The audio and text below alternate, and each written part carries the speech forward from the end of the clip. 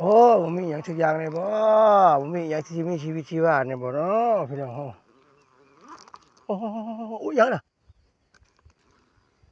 โอ้โอ้ยังนี่ยังนี่ยังนี่เฮ้ยของแท้เด้พี่น้องเอ้ยนี่พี่น้องเอ้ยของแท้เด้นี่โอ้โหโอ้โหโอ้โหโอ้อะไรนะอะไรนะอะไรนะเฮ้ยเฮ้ยเฮ้ยเฮ้ยเฮ้ยเฮ้ยเฮ้ยเฮ้ยเฮ้ย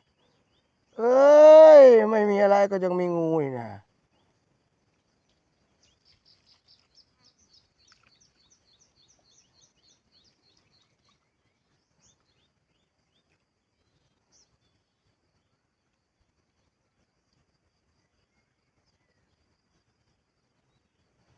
โอ้โหช้างเป็นครับผมโอ้โหนี่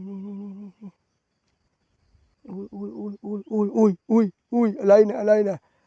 อะไรนะพี่น้องเอ้ยอุ้ยอุ้ยอุ้ยอุ้ยอุ้ยเอ้ยอะไรวะ